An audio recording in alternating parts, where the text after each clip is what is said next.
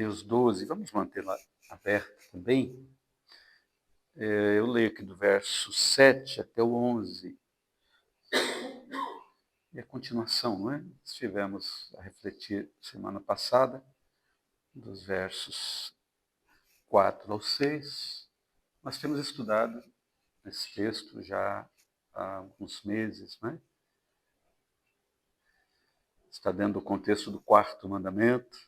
Então, quando chegamos ao quarto mandamento, nós somos remetidos para Hebreus, por causa da relação que há entre Hebreus, Levítico e Êxodo. Então, começamos no 8º capítulo de Hebreus e temos percebido as várias nuances, não é? Da importância do quarto mandamento. Lembre-te do dia do Senhor para o santificar. Lembre-te desse dia, não é? Quando nós nos reunimos para adorar a Deus. Então, leio, irmãos, a palavra de Deus diz assim: é para a disciplina que perseverais. Deus vos trata como filhos. Pois que filho há que o pai não corrige? Mas se estáis sem correção, de que todos se têm tornado participantes, logo sois bastardos e não filhos. Além disso, tínhamos os nossos pais, segundo a carne, que nos corrigiam e os respeitávamos. Não havemos de estar em muito maior submissão ao Pai espiritual e então viveremos? Pois eles nos corrigiam por pouco tempo, segundo melhor lhes parecia. Deus, porém, nos disciplina para aproveitamento a fim de sermos participantes da sua santidade. Toda disciplina, com efeito, no momento, não parece ser motivo de alegria, mas de tristeza. Ao depois, entretanto, produz fruto pacífico aos que têm sido por ela exercitados, fruto de justiça. Oramos mais uma vez, meus irmãos. Senhor, bondoso Pai, nós estamos reunidos aqui nesse espaço humilde, com um grupo de irmãos, somos uma parcela da Tua igreja comprada pelo alto preço do sangue do nosso Redentor Jesus. O Senhor tem chamado gente de toda raça, tribo e nação no decorrer dos anos para fazer parte dessa Tua família, deste corpo de Cristo, que Ele ama, que Ele cuida, por quem Ele deu a sua própria vida.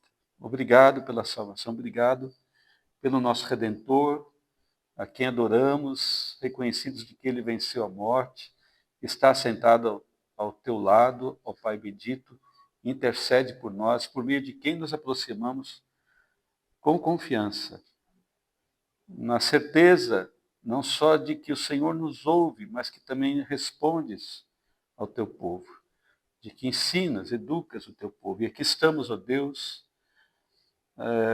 ao redor da tua palavra, rogando a ti que nos edifique, que fale a nós. E não somente para que ouçamos com os nossos ouvidos, mas para que a nossa vida seja mudada, seja transformada pelo poder da palavra e do Espírito, que recria-nos, que faz de nós novas criaturas. É no nome do nosso Redentor Jesus que nós oramos agradecidos. Amém. Nós aprendemos na igreja evangélica desde cedo que o domingo é o dia do Senhor, não é? É uma obediência santa à convocação, quarto mandamento. Lembra-te do dia, lá está do sábado, quando Cristo veio, morreu, ressuscitou, a igreja passou a guardar no domingo. Então dizemos, a partir de então a igreja reconhece, quando Cristo ressuscitou, a igreja passou a guardar esse dia. E nós reconhecemos, irmãos, até mesmo à luz desse texto, que este dia, de uma forma muito especial, ele funciona como uma escola na qual Deus é o grande e é o principal educador, pedagogo por excelência, não é? Então a igreja, meus irmãos, ela acaba usando aqui uma linguagem que está em consonância com esse texto, a igreja funciona como um centro de treinamento de atletas, né? É como uma concentração. Os atletas, antes de um grande campeonato, precisam ficar concentrados. Aprender, cortar a lesta de erros que cometem no seu esporte, ouvir instruções, fazer exercícios, ser corrigidos, para que, ao sair daquela concentração, eles façam bem o seu trabalho. Então, a igreja funciona mais ou menos assim. Então, a gente precisa fazer algumas perguntas sobre a igreja, sobre o dia do Senhor, não é? E cada um deve responder no seu próprio coração. Nós gostamos da igreja? Gostamos de separar do dia do Senhor? Ou é algo pesado para nós? Como é que nós refletimos isso? Nós gostamos de nos juntar para servir a Deus também desta forma? Porque quando nos reunimos para adoração, estamos a servir a Deus, não é? Obviamente não é só assim que servimos a Deus. Mas isso damos valor a isso? Aceitamos o ensino do Senhor, quer seja a doutrina, a sua palavra, a correção que Ele nos dá pela palavra, nas exortações ou admoestações? Nós percebemos que isso vem de Deus? E algo mais, porque Deus não lida conosco somente no momento do culto. Ele lida a qualquer tempo, segundo o seu bem-querer. Então, como é que nós lidamos com as aflições da vida? Numa palavra, sofrimento. Como é que a gente lida com eles? Que todos nós experimentamos, de vez em quando, sofrimento. A gente chama isso, via de regra, de disciplina, não é? Vulgarmente, disciplina. Muitos de nós associamos a disciplina basicamente à dor, como se o objetivo da disciplina fosse produzir dor. No entanto, quando a gente estuda Hebreus, sobretudo capítulo 12, e em destaque esses versos de hoje, ele nos mostra que a disciplina que vem da parte de Deus não é um fim em si mesmo, provocar dor por si só. Ela, na verdade, é um meio, é um instrumento pelo qual Deus molda a vida do seu povo à sua imagem, a imagem de Deus. Então, o texto, nós vamos perceber, ele compara a Deus a um pai amoroso que corrige seus filhos para o seu próprio bem. Então, a disciplina, embora momentaneamente ela seja dolorosa, ela, na verdade, é uma bênção da parte de Deus, que gera frutos para agora e, sobretudo, para a eternidade. E antes de entrar nesse texto, meus irmãos, eu gostaria de pensar assim no contexto para a gente perceber o que está aqui envolvido, né? Nos versos anteriores, o Senhor Deus esteve a falar conosco, nos lembrando da exortação que foi dada ao povo com base em Provérbios. Se olhar aí no verso 4, 5, 6, sobretudo no 5, 6, ele diz àqueles irmãos, não é hora, na vossa luta contra o pecado não tendes resistido até o sangue, estáis esquecidos da exortação que como a filhos discorre convosco. Aí ele traz à tona aquele texto que nós lemos, Provérbios 3, 11 e 12. Filho meu, não menospreze a correção que vem do Senhor, nem desmaies quando por ele é reprovado, e vai por aí, lembrando aquele texto, não é? Então, como filhos e filhas de Deus, através de Cristo, o próprio Deus reconhece que nós enfrentamos dificuldades na vida e que, às vezes, esquecemos o ensino da parte dele. Ele nos ensina e nem sempre nós lembramos o que ele nos fala, o que ele nos dá de instrução. E quando nós esquecemos e estamos a sofrer dentro desse contexto, ele sabe que nós precisamos de encorajamento. Daí esse texto foi escrito para nos encorajar. Quando nós esquecemos, estamos a sofrer algum tipo de disciplina da parte do nosso Deus. Então a gente vai encontrar palavras de encorajamento, de orientação para enfrentarmos a disciplina. Para enfrentarmos a disciplina que vem do Senhor. Deixem um pouco mais a textos mais anteriores. No capítulo 8 até o 10, nós aprendemos sobre a nova aliança e o papel de Jesus Cristo como o nosso grande sumo sacerdote. Há muita riqueza nós vimos aqui nesse tema. Nós aprendemos que por meio de Jesus nós somos chamados a nos aproximar de Deus, nos aproximar com confiança, manter uma convicção, uma confissão firme que tem a ver com testemunho para os de fora. Nós reconhecemos que Cristo é o nosso Senhor, e isso testemunha não só para nós, mas para as pessoas fora da igreja. ele nos exortou a que nós cuidemos da comunhão uns com os outros, está no capítulo 10, lá para o verso 24. No verso 25, ele exorta os crentes judeus e a nós a não ser negligente, a não desconsiderarmos o dia do Senhor, não deixarmos de congregar. Então, não deixe de cumprir o quarto mandamento, que é a santa convocação. Não despreze o dia do Senhor. Então, esses deveres, eles refletem, esses 4 deveres que eu acabei citando, refletem a nossa união com Deus em várias, revelam áreas, na verdade, que os crentes judeus de outrora estavam a pecar, estavam a ter falhas, e nós também somos sujeitos a falhar nisso. Uma delas, assim como eles, nós, por vezes, estamos numa condição de falhar com Deus quando nós nos afastamos de Deus. Quando nós estamos tão absorvidos pelas lutas da vida, pelas preocupações e tantas outras coisas, e nos apartamos do Senhor. Nos afastamos de ouvir a Deus, de falar com o Senhor, de nos relacionar com Deus. Perdemos, consequentemente, a nossa confiança, o nosso testemunho diante do mundo. Então, a nossa luz, que somos chamados a ser neste mundo, ela como se perdesse o seu fulgor, o seu brilho, não é? Então, aquela confiança é diminuída. Nós passamos como aqueles judeus tiveram um problema com os gentios que estavam na igreja, a desconsiderar certas pessoas porque elas têm um conhecimento muito parco da Escritura, então a gente passa a ter um julgamento dos nossos irmãos muito agressivo até.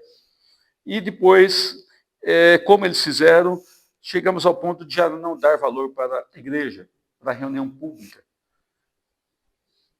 Então, isso é muito similar a que os nossos irmãos de outrora estavam a enfrentar. E aí, nesse momento, nós temos que lembrar do que Deus fez com eles e o que Ele faz conosco. Lembrar que Deus tratou-os com disciplina para o bem deles, e Deus faz isso também conosco. Para corrigir várias deficiências na nossa vida, inclusive essas que nós acabamos de mencionar. O dia do Senhor, meus irmãos, ele é fundamental, ele é especialmente usado por Deus para nos disciplinar. Quando estamos reunidos, mas eu preciso só lembrar, embora eu vou falar isso um pouquinho mais adiante, mas como repetição, que a palavra disciplina na Escritura, nesse texto, ele não só fala de correção física, na verdade, antecede a correção física. A palavra disciplina tem a ver com ensino, com educação, com formação de uma vida. Não é? Então, normalmente, é uma palavra, primeiramente, dirigida à criança. No grego, é a paideia, é o pedagogo que vai ensinando a criança, dando instruções verbais, exortando quando ela erra, corrigindo ali suas falhas de pensamento e de prática. Mas também a disciplina envolve a correção física, não é? Por isso a Escritura fala da correção física, que vai gerar dor, que vai gerar sofrimento. Coisa essa que nenhum ser humano sobre a face da terra aprecia. Nós não somos masoquistas, né? Não gostamos da dor, não gostamos de sofrer. Então Deus também, então quer dizer que Deus não só nos corrige, nos disciplina no momento de culto, mas Deus nos disciplina em qualquer momento da nossa existência, de forma individual e até mesmo coletiva, que Ele trata conosco.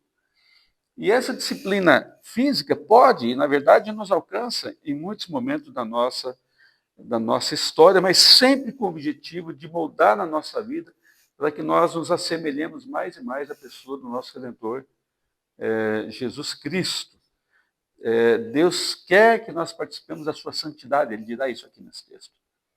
Ele vai nos preparando, está a nos preparar para a sua santidade. Então, agora, especificamente, no texto de Hebreus 12, versos 7 até 11, onde nós vamos deter aqui com mais vagar, ele ensina para a gente como responder à disciplina da parte de Deus, não é? De modo especial, focado numa disciplina que causa dor. Né? Tem o ensino, exortação, correção, mas de modo especial quando sofremos dor, aflição ou coisas desse gênero. Não é? Como é que nós vamos enfrentar? Como é que a gente enfrenta a dor, a disciplina? Né? Então, aqui nós temos algumas orientações. E a primeira que a gente vai perceber no verso 7 a 8, é que nós devemos nos submeter à disciplina, é a primeira atitude, submeter-nos à disciplina como uma evidência de filiação. Devemos nos submeter à disciplina porque ela nos dá evidência clara de que, se estamos a passar por ela, é porque nós somos filhos. Nós somos filhos. Então o texto diz assim, observe, versos 7 e 8 de Hebreus 12. É para a disciplina que perseverais. Então ele abre um parênteses. Deus vos trata como filhos. Pois que filho há que o pai não corrige? Mas se estáis sem correção, de que todos se têm tornado participantes, logo sois bastardos, e não filhos. Preciso dizer, né, aqueles que se dedicam mais ao estudo da Bíblia, que aqui nós temos 3 traduções. Né? Você vai encontrar a Bíblia com traduções diferentes. E estou convencido que esse contexto todo está dando ordens para nós de como nós devemos agir. É um contexto todo que vai culminar lá no verso 12, ele vai dizer, faça, dá imperativos para nós, diante de todo esse contexto. Por isso eu comecei dizendo que a primeira atitude nossa é nos submeter. É imperativo que nós nos submetamos à disciplina, lembrando que ela é evidência de que nós somos filhos, como o texto acabou de dizer.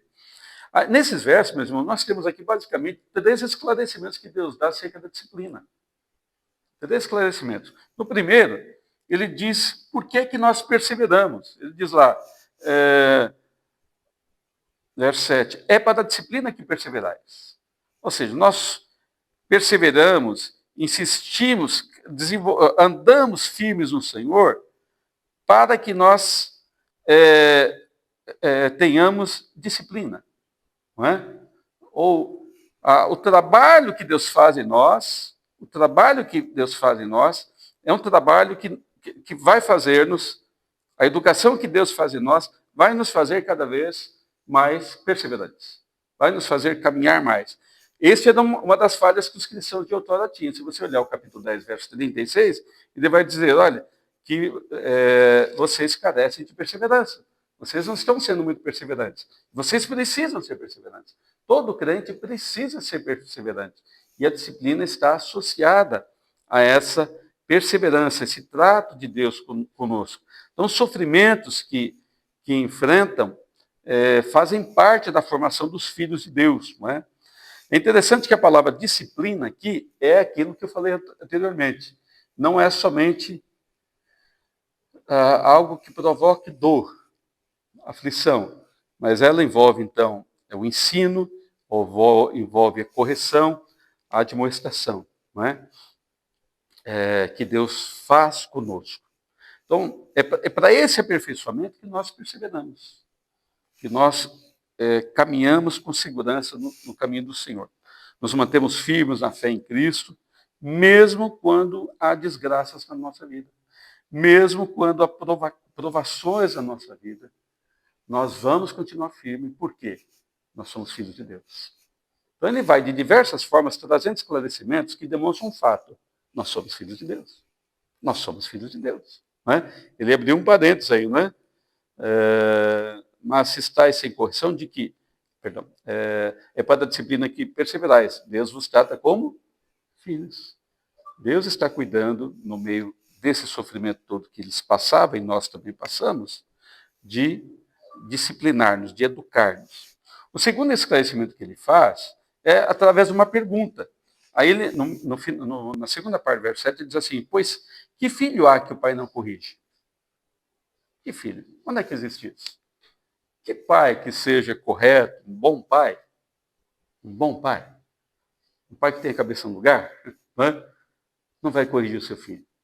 O filho precisa, nem um filho, nem uma criança vai se desenvolver bem na vida, será um bom cidadão, um bom filho, um bom servo de Deus, se ele não for disciplinado desde a infância.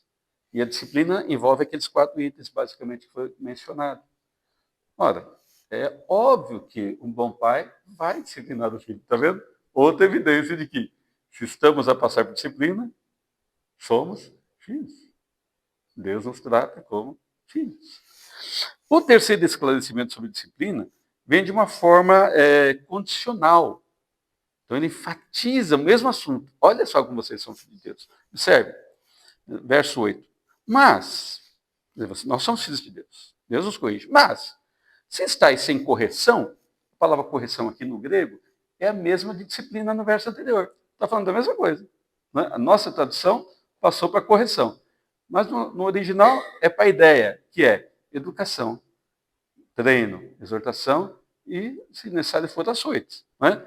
Se estáis sem correção, de que todos se têm tornado participantes, logo sois bastardos e não filhos. Então ele faz o crente pensar, do leitor cristão judeu, a pensar, olha, irmãos, vocês estão passando por aflições, Deus está vos tratando com o filho. Por quê? Se, por acaso, Deus não lhe desse correção, significa o quê? Que você é um bastardo. Que você não é um filho legítimo, logo Deus não se preocupa contigo. Logo, você não tem direito à herança qualquer da parte do Pai, que é Deus. E a herança aqui é a salvação. No contexto, nós já vimos anteriormente que se trata da promessa da salvação. Mas não é isso que acontece. Não é isso que está acontecendo. Olha, se você pensar que a disciplina é ruim, logo você está dizendo, então eu não sou filho de Deus, eu não sou salvo, eu não tenho direito a qualquer promessa da parte de Deus. Olha a implicação que é recusar ou imaginar que a disciplina não venha de Deus para o seu filho. Então, através disso, o autor está demonstrando, veja, se você está sofrendo disciplina, é porque você não é um bastardo. Você não é um filho legítimo, você é um filho amado de Deus. Deus o recebeu através da morte de Jesus Cristo, o Senhor. Não é? Então, o primeiro argumento vai nesse sentido, não é? Que nós devemos nos submeter à disciplina como evidência da nossa filiação. Naquele contexto do mundo greco-romano, do Império Romano, a disciplina, meus irmãos, era um aspecto essencialmente conduzido pelo pai, pelo chefe da família. Eu sei que a gente está vivendo tempos diferentes, não é? Os tempos em que há aqueles propagadores de ideias que querem destruir a família, destruir o papel do homem, da mulher, torcer ou distorcer o rico e belo significado dos papéis de homem e mulher na estrutura familiar. Todavia, a Bíblia não trata as coisas dessa forma. Deus criou homem e mulher com a mesma dignidade, não é? Os filhos com a mesma dignidade, só que cada um tem um papel na estrutura familiar. E o homem, então, o pai, era o cabeça do lar. Era ele que ensinava os filhos, ou conduzia os filhos na lei de Deus, os ensinava acerca da tradição dos anciãos de outrora, lhes ensinava uma profissão, daí a profissão era meio que de pai para filho, né? Jesus era filho de um carpinteiro, e ele aprendeu o ofício do seu pai. Jesus, então, também era carpinteiro, vem seguindo aquela tradição, aquele jeito de os pais educarem os seus filhos. Então, os pais tinham uma obrigação, nós aprendemos dela, por exemplo, lá em Deuteronômio, capítulo 6, de inculcar na cabeça dos filhos a lei de Deus. Inculcando com ele para baixo, para cima, faz entrar a lei de Deus.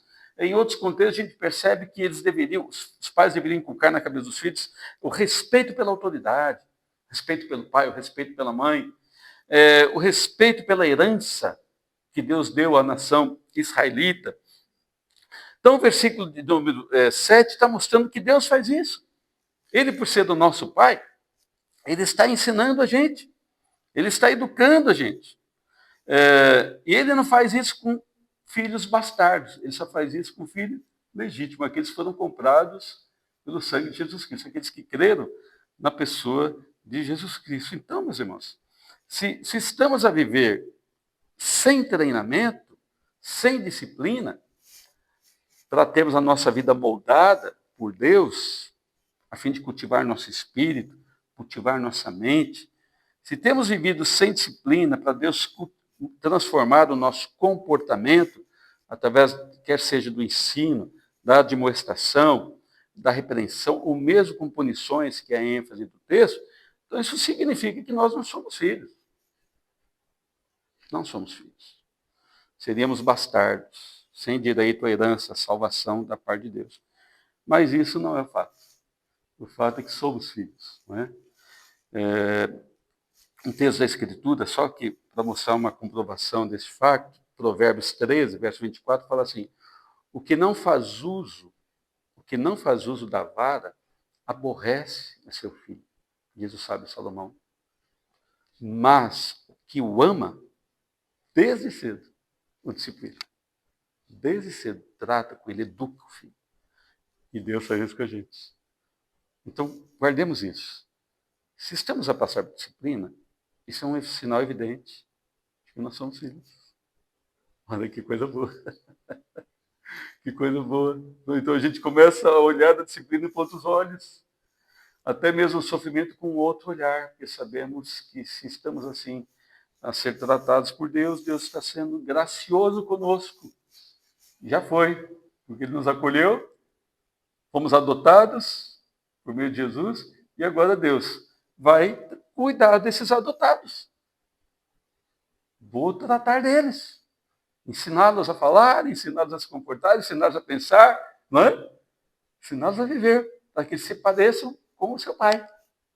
Muita graça. Tem um texto de Paulo, quando Paulo escreveu para o pastor Timóteo, ou, perdão, nesse caso foi para Tito, e ele fala como Deus é gracioso na educação.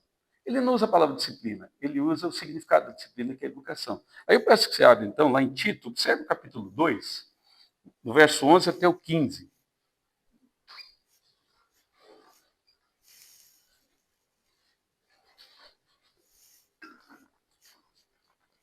Tito, capítulo 2, verso 11 até o 15, fala assim, porquanto a graça de Deus se manifestou salvadora a todos os homens. Então ele usa a palavra aí no verso 12, educando-nos, para que, renegadas a impiedade e as paixões mundanas, vivamos no presente século sensata, justa e piedosamente, aguardando a bendita esperança e a manifestação da glória do nosso grande Deus e Salvador Jesus Cristo, o qual a si mesmo se deu por nós, a fim de remir-nos de toda iniquidade e purificar para si um povo exclusivamente seu, zeloso de boas obras. Diz essas coisas, exorta, repreende. Olha, nós estamos falando de disciplina. Tito exorta, ensina, mostra que Deus, ao tratar do seu povo dessa forma, para que ele renegue a impiedade, para que ele renegue as paixões mundanas, para que ele viva de forma sensata, justa e piedosamente, isso demonstra o cuidado de Deus para com seus filhos. Que coisa boa, meus irmãos, isso é graça, isso é bondade. Então a correção que eu passo, que os irmãos passam na vida, ela não é sinal de rejeição. Não é sinal de que, numa linguagem até infantil, a Deus não gosta de mim. Muito pelo contrário. É exatamente em virtude de sermos dele filhos e o seu amor por nós que ele exerce disciplina sobre nossa vida. Ela é uma evidência da adoção. Quem lê a Confissão de Fé de Westminster, você vai encontrar lá no capítulo 12, este ensino, não é? Da evidência da nossa adoção. Então, meus irmãos, nós precisamos dar o devido valor à disciplina. Quando aqueles irmãos foram instruídos aqui no verso 5, olha, vocês estáis esquecidos, a tradução mais direta é essa, vocês não estão levando a sério a disciplina. Numa outra linguagem, vocês estão fazendo pouco caso da disciplina. Deus está disciplinando vocês e vocês pensam que não é Deus que está fazendo isso. Vocês estão a sofrer e não estão a perceber que é Deus que está deixando, ou permitindo, ou dando sofrimento para vocês. É Deus que está por trás de tudo isso. Por quê? Porque vocês não estão dando atenção ao ensino. Vocês esqueceram o que Salomão ensinou e o que vocês repetem nos cultos aí aos domingos. Vocês ouvem a palavra de como Deus nos trata com filhos e vocês esqueceram. Então, não valorizar a disciplina, meus irmãos, como uma evidência de que nós somos filhos, nós estamos desprezando a nossa adoção.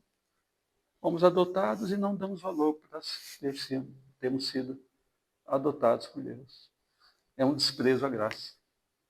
É um desprezo à bondade de Deus. Mas nós somos filhos. Então não devemos desprezar a graça de Deus. Então, meus irmãos, encaremos, de forma prática, encaremos as dificuldades. Os irmãos devem passar, eu passo, todos nós passamos, né? por dificuldades na nossa vida, basicamente observando-as que elas são uma confirmação de que somos amados de Deus.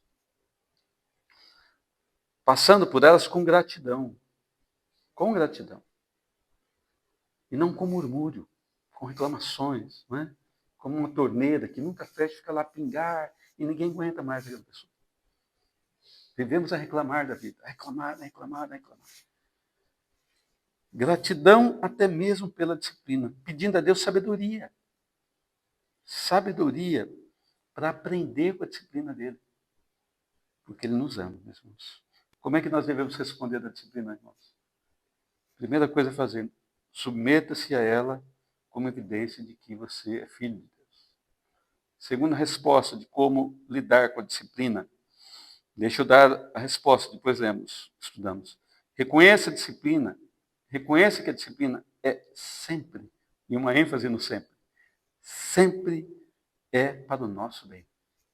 Sempre. Não há uma razão sequer, um dia sequer que a disciplina não sirva para o nosso bem. O texto diz assim, Hebreus 12, do verso 9 até o 10, assim. Além disso, então ele acrescenta mais motivos para estarmos sujeitos à disciplina do Senhor.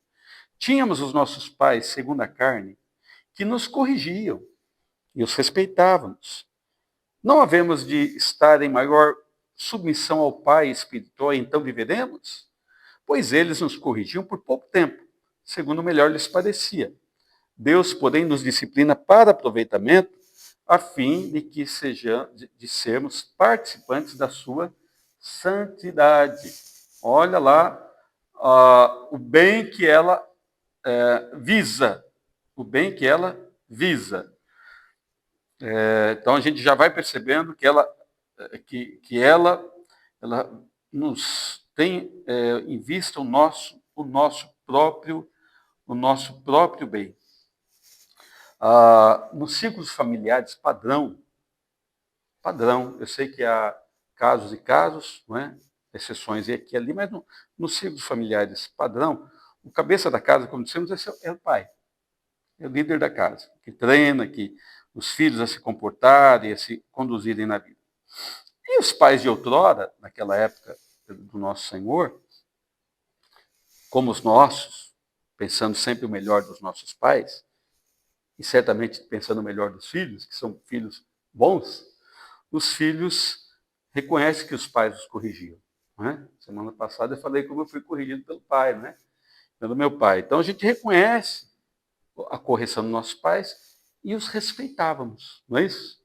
Respeitávamos os nossos pais. E isso, aqueles crentes de outrora faziam até mesmo em obediência à Escritura. Porque agora não o quarto, mas o quinto mandamento, lá de Êxodo 20, fala assim, honra teu pai e tua mãe. Então eles honravam, mesmo debaixo da disciplina dos seus próprios pais. Então, o argumento do escritor é isso, olha, se nós nos submetemos a um pai terreno, que cuida de nós por um breve tempo, quanto mais devemos submeter a Deus, que é o nosso pai espiritual. Ele está colocando a vida terrena e a vida espiritual em comparação. Está comparado um pai terreno e um pai espiritual, está colocar os dois assim em termos de comparação. Está escrevendo o tempo presente, que é rápido, e o tempo eterno, que já não terá fim. Ele está a descrever coisas boas que nós podemos alcançar com a educação, com coisas extraordinariamente boas que teremos no futuro. Ora, meus irmãos, os pais terrenos nos corrigiam por um breve tempo, que a gente passa logo aí pela infância, não é? Pela juventude, nos tornamos adultos. E já não estamos tão sujeitos a certas correções dos nossos pais, não é? Não é assim? Casamos, constituímos a nossa própria família, o filho já não está mais na casa do pai. Mas os pais, meus irmãos, e sempre pensando melhor, a gente julga que eles sempre querem o melhor para os seus filhos. Sempre quer o melhor para a educação dos seus filhos. Mas ainda que queiram o melhor, frequentemente eles erram. Não é assim? Por quê? É simples. Porque todos nós temos a mesma natureza. Nossa natureza é pecaminosa. Todos nós estamos sujeitos a errar em muitas coisas. E, de fato, erramos em muitas coisas. E não há segunda chance, não é? A educação para o filho A, você só tem uma chance. A educação para o filho B, você só tem uma chance de fazer assim. Então você aprende fazendo, enquanto está no processo educativo do filho. E os pais acertam, os pais erram no processo de educar os seus filhos. E às vezes os pais são severos demais, alguns pais são extremamente severos, e os filhos sofrem por causa da severidade dos pais. Outros pais, por outro lado, simplesmente abandonam qualquer correção, como se o filho não precisasse de correção. Então nós vemos que esses extremos vão produzir crianças, jovens, homens, mulheres, sempre com problemas graves.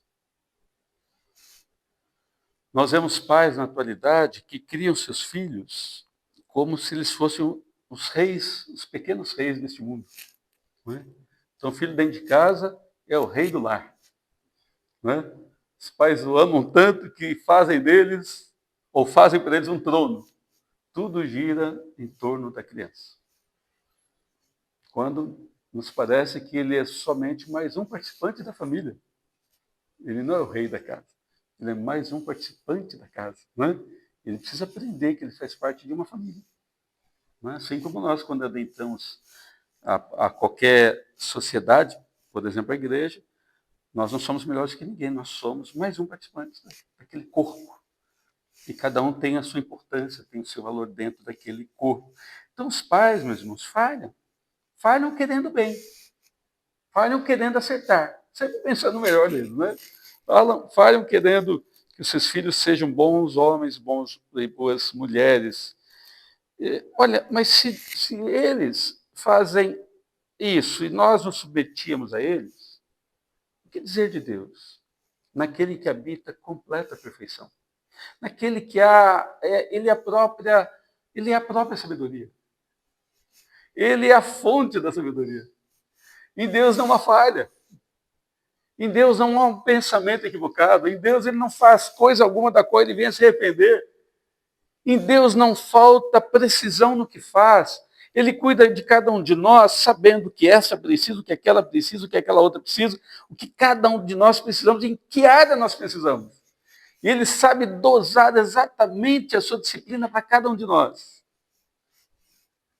Se nós nos submetemos aos nossos pais com as suas falhas, não vamos nos submeter àquele que é perfeito?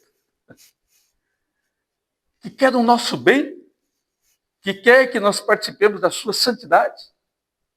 Obviamente que sim, a resposta é uma retórica, não é? Obviamente que vamos nos submeter a Deus que faz tanto bem para nós, não é? Então a disciplina visa o nosso bem. Texto de Paulo aos Coríntios, peço que o irmão abra nesse texto, 2 Coríntios 4, versos 17 e 18.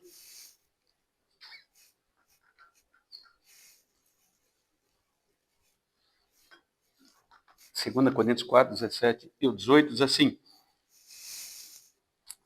que a nossa leve e momentânea tribulação produz para nós eterno peso de glória, acima de toda comparação. Não atentando nós para as coisas que se veem, mas nas que se não veem, porque as que se veem são temporais, e as que se não veem são eternas. E Deus nos está preparando para aquelas que são eternas. Nós, muitas vezes, estamos com os nossos olhos no aqui e no agora. Mas lembra que Paulo falou em Colossenses? Pensai nas coisas lá do alto, onde Cristo vive, e não nas que são aqui da terra. Aqui na terra a gente sofre, procuramos fugir ao sofrimento, à dor, mas Deus vai usar muitas vezes da dor, meus irmãos, porque Ele intenta o nosso bem eterno. Ele quer que nós participemos da sua santidade. Ele quer que nós nos assemelhemos com o seu Filho Jesus Cristo. E diz a Escritura em Filipenses que aquele que começou a boa obra em nós, há de completá-la. Olha uma promessa, está lá em Filipenses 1,6, eu leio, diz assim, aquele que começou boa obra em vós, há de completá-la até o dia de Cristo Jesus. É que é uma promessa que normalmente é traduzida, interpretada por nós como uma ameaça, e não é uma ameaça.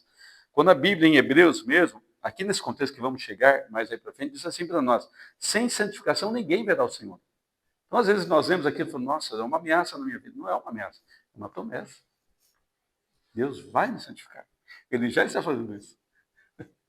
Ele já está a tirar arestas de nós, ou pelo ensino, ou pela exortação, ou pela administração, ou quando o filho não ouve, ele usa a vara, né? Que ele mesmo ensina que os pais devem usar. Então, meus irmãos, lembremos disso, que a disciplina, ela é temporária e ela tem um propósito eterno, eterno. Visa o nosso bem. Deus quer que participemos da santidade dele. Então, confia no caráter de Deus. Confia. Se tiver a passar pela dor, reconheça que Deus está mudando a tua vida. Reconheça que Deus está mudando a sua vida. Então, passar por disciplina, olha, primeira coisa, se submeta a ela como evidência de que você é filho. Depois, reconheça a disciplina, que toda ela sempre é para o teu bem. Sempre ela é dada por um pai que te ama e quer o teu bem, quer que você participe da santidade dele. O último aspecto que eu gostaria de destacar desse texto, que nos ajuda a lidar com a disciplina, é que nós devemos reputá-la ou considerá-la como produtora de um excelente fruto, que a Bíblia chama de fruto pacífico de justiça. Está aí no verso 11, quando fala assim: toda disciplina, com efeito, no momento, não parece ser motivo de alegria, mas de tristeza. Ao depois, entretanto, produz fruto pacífico aos que têm sido por ela exercitados, e depois, então, ele explica aquele fruto pacífico, dizendo: fruto de justiça. Fruto de justiça. Então, fruto pacífico de justiça. Né? Fruto pacífico de justiça. Então, o Senhor, meus irmãos, está a tratar com esses filhos iniciais, primeiramente os destinatários de Hebreus, para mostrar como é que eles estavam a reputar a considerar a disciplina e como eles deveriam passar a considerar. Tinham que mudar o jeito de eles reputarem a disciplina, de considerar a disciplina. Ele diz a eles: olha, vocês estão sob disciplina e vocês pensam que ela só tem uma razão: produzir tristeza. Que ela não produz coisa boa, não produz alegria. Por isso ele diz: toda disciplina com efeito, num momento, parece ser motivo de alegria. Não parece ser motivo de alegria, mas de tristeza. Por quê? Bom, meus irmãos, nós estamos identificados com aqueles irmãos do passado, porque nós somos da mesma natureza. Eles não gostavam de sofrer, nós também não. Nós não gostamos da dor. Então, quando estamos a sofrer, nós não gostamos. Você vai ao dentista, não é? Vai ao dentista. E o dentista vai usar aquele aparelhinho, aquela maquininha no dente. Só de ouvir o barulho daquilo, né, alguns de nós não querem mais entrar nem no consultório. Não é assim? Porque temos medo da dor que aquilo poderá produzir em nós. Não é uma disciplina, mas é um tratamento. Um tratamento que causa dor. E tem vários tipos de tratamento que causam dor. Não é?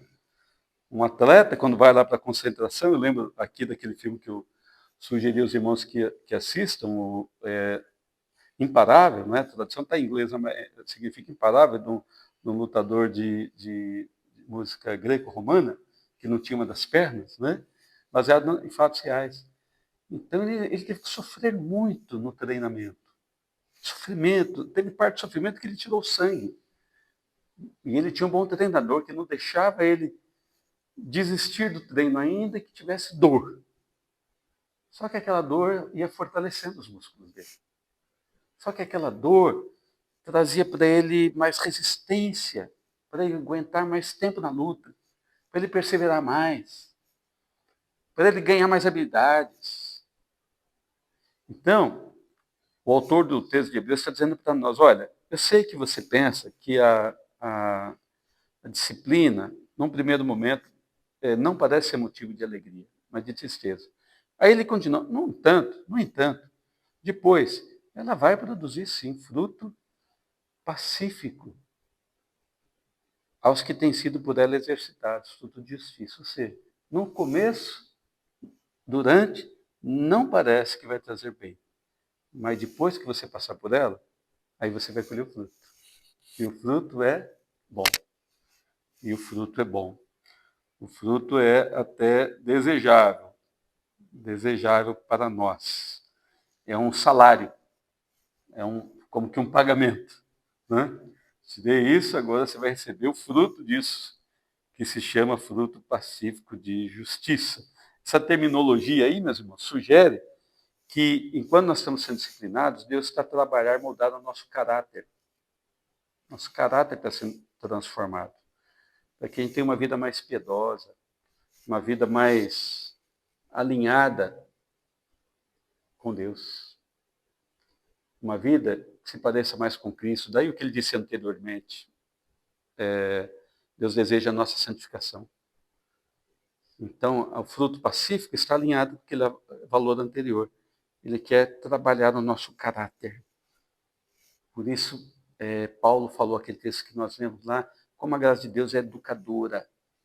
Ela vai fazendo a gente se desarraigar dos males da nossa vida neste mundo, para que a gente viva de uma forma santa, justa e piedosa. Isso que ele falou, daquela forma que falou. Nós vamos nos parecendo mais com o nosso Senhor. Hoje, meus irmãos, nós somos mais, ou podemos ser mais inquietos.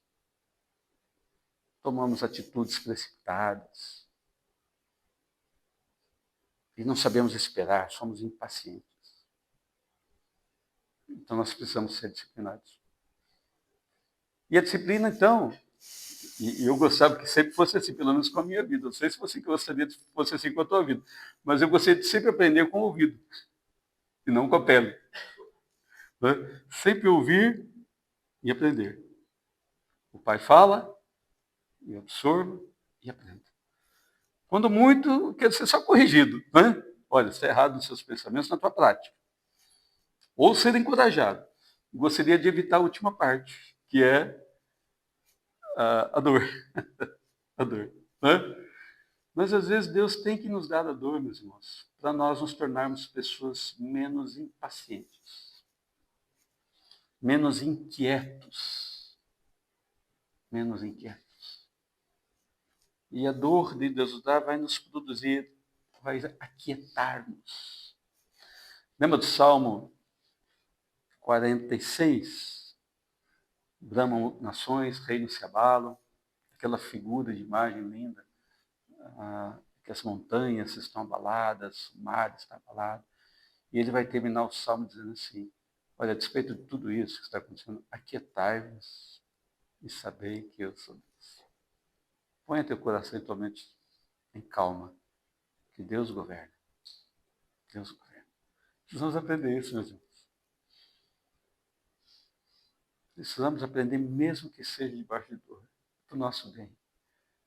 Então, quando termina a disciplina, a gente olha para trás e fala, puxa vida, hoje minha mente é mais tranquila, está mais aquietada, mais confiante. O fruto da justiça veio. Então eu falo, foi-me bom passar pela disciplina. Como eu sabia isso falando do sítio, né? Foi-me bom passar pela disciplina. Que assim eu aprendi os teus decretos, ó Deus. Calvino, gostaria de ler essa declaração dele. Ele diz assim que os frutos da disciplina, eles são mais valiosos do que qualquer prazer que a ausência da disciplina possa produzir. O fruto da disciplina, a correção de Deus, da tua, são mais valiosos do que todo o prazer que alguém possa ter com a ausência da disciplina. E é verdade, porque Deus está cuidando da gente. E não há coisa melhor do que aquilo que Deus produz na gente. Então, meus irmãos, eu concluo nessa mensagem, ou esta parte da mensagem, encorajando os irmãos a reputarem, a considerar a disciplina como uma ação de Deus, um trato de Deus conosco que vai produzir coisas boas na gente. Vai mudar, vai transformar a gente. Então devemos cultivar gratidão e avaliar o que está acontecendo conosco, aqui e agora. No presente momento da nossa história. Estou a sofrer? Alguma coisa está a ferir?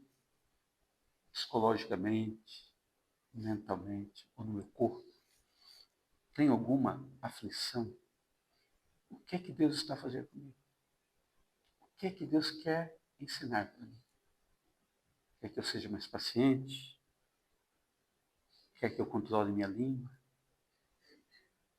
Quer que eu seja um homem, uma mulher mais moderada, mais moderado? Quer que eu cresça em maturidade? O que é que Deus quer fazer? Porque Ele trata conosco individualmente, não é? Individualmente, como um pai faz com seus filhos. Então pode ser que Deus esteja fazendo com o sofrimento algo A comigo, enquanto com o irmão faz algo B, e com a irmã C, D, E, não é? Deus pode estar ensinando a cada um de nós de forma muito íntima, pessoal, para tratar deficiências em nós.